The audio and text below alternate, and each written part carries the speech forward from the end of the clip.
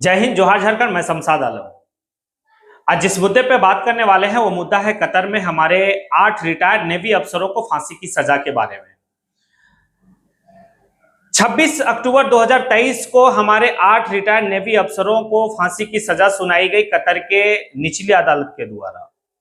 हम निचली अदालत कह रहे हैं, बात समझिएगा, क्योंकि निचली अदालत को हम जब हायर कोर्ट में जाते हैं तो उस फैसला को परिवर्तित होता है। ऐसे भारत में भी अमूमन इस तरह के बहुत सारे फैसले हैं जिनको निचली अदालत ने फांसी की सजा सुनाई है, निचली अदालत ने किसी और सजा सुनाई है और उसको जो है कि हायर कोर्ट में हम जाके या सुप्रीम कोर्ट में जाके उस फैसला को परिवर्तित किया जा सकता है। तो अभी उनको फांसी की सजा पूरा मुकम्मल नहीं वो निचली अदालत दी है, लेकिन ये फांसी की सजा दी क्यों? हमारे 8 रिटायर्ड नेवी अफसर ने कौन सी गलती की, या गलती की है या नहीं है, या उसे फंसाया गया है, ये सारी बात समझने वाली बात है। हम इस वीडियो में पूरी बात को समझाने का कोशिश करेंगे कि आखिर बात क्या था। बात समझिएगा। दरअसल हम थोड़ा सा अब चलेंगे, फ्लैशबैक में पीछे चलेंगे कि कतर की क्या एक भूमिका रही है। कतर एक छोटा सा देश है, लगभग 27 लाख की आबादी वाला देश है, लेकिन ये 27 लाख की आबादी वाला देश दुनिया का चौथा सबसे अमीर देश है। ये वहां का प्रति व्यक्ति आय जो है वो 51 लाख रुपया है। वहां का एक गरीब व्यक्ति भी साल में अगर इनकम करेगा तो 51 लाख रुपया करेगा। ये है प्रति व्यक्ति आय वहां का, यानी कि मजबूत, पैसे से मजबूत है। लेकिन उनकी सुरक्षा एजेंसी जो है ना, या सुरक्षा जो है वो मजबूत नहीं थी। बात समझिएगा कि सऊदी अरब जो है कतर के ऊपर एक हुकूमत चला रहा था। आगे चल के कतर को लगा कि आखिर कितना दिन चलेगा। एक वक्त ऐसा आया जब जो है कि सऊदी अरब को कतर ने कहा कि भाई हम अपने देश को चला लेंगे, आपकी कोई जरूरत नहीं है। अब ये दोनों से अनबन होना स्टार्ट हो गया सऊदी अरब और कतर के बीच में। अब कतर ये चाह रही है कि भाई कि हमारा सैन्य मजबूत हो, हमारा सैनिक मजबूत हो। तो ऐसे कंडीशन में वो ओमान की एक कंपनी है, उस कंपनी से वो राफ्ता करती है वो देश, और राफ्ता करने के बाद एक कंपनी जो है कि कतर में काम करती है सैन्य को मजबूत करने के लिए, और वो कंपनी का नाम है अल देहरा। अल देहरा कंपनी जो है उसके जो सीईओ हैं खामिज अल अजीम, उसके सीईओ हैं, जो ओमान का एक रिटायर सैन्य अधिकारी है, नेवी से रिटायर होकर जो है कि इस कंपनी को गठन किए थे, कंपनी को लेके चले। अब यहां पर कंपनी जो है कि ये कंपनी जो है अल देहरा जो है, उस कंपनी की काम क्या है कतर में? तो कतर में ये काम है कि भाई कि वहां की सैन्य स्थिति को मजबूत करना, वहां के सेनाओं को ट्रेनिंग देना, वहां पर सेनाओं को जो नए नए टेक्नोलॉजी वाले जो हथियार आ रहे हैं उनके बारे में जानकारी देना, कैसे चलाना है, ये सारी बात को लेकर वो कंपनी जो है क्या करती है कि एक कॉन्ट्रैक्ट बेस पे काम करती है।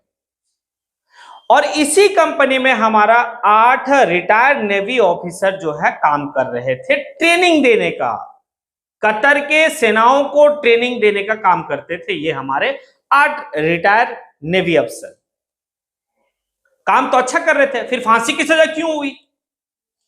तो देखिए, वहां की सरकार अगस्त 2022 में ये हमारे 8 रिटायर्ड नेवी अफसर को गिरफ्तार करते हैं, और वो जो अल देहरा का सीईओ अजीम, उसको भी गिरफ्तार किया गया। एक और व्यक्ति, टोटल 10 व्यक्ति को गिरफ्तार किया गया।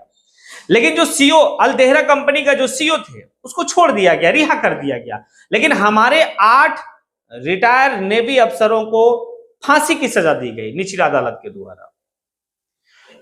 जो इल्जाम लगाया गया वो इल्जाम अल जजीरा, जो वहां की सबसे मजबूत मीडिया है, सबसे ईमानदार मीडिया उसे कहा जाता है कतर में, उसके रिपोर्ट के अनुसार इटली की एक कंपनी के साथ डील हो रहा था कतर का, और डील ये था एक पनडुब्बी को लेकर। कतर एक ऐसा पनडुब्बी खरीदना चाहता था, क्योंकि इटली की एक कंपनी है, वो कंपनी जो है पनडुब्बी बनाती है। लगभग अभी तक जो है कि 200 या 2000 पनडुब्बी बना चुकी, जो पूरा विदेश में बेचती है, वो कंपनी है इटली की।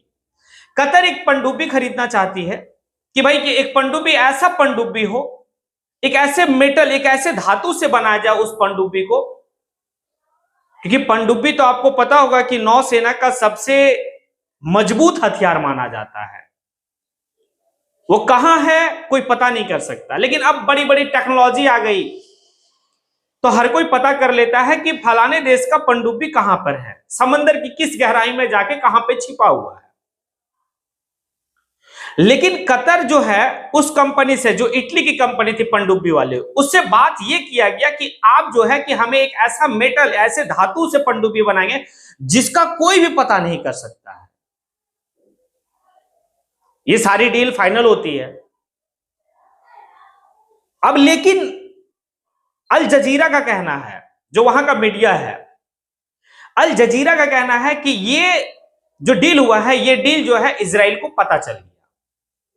इजराइल को पता कैसे चला? तो इजराइल को जो पता चला, जो अल जजीरा का कहना है कि भाई वो 8 रिटायर्ड नेवी अफसर जो हैं, जो भारत का है, उसके फोन कॉल, मैसेज, इसके माध्यम से यह पता चलता है कि 8 रिटायर्ड जो नेवी अफसर हैं, ये जो है कि इजराइल को खुफिया के तहत जो है कि बता दिया।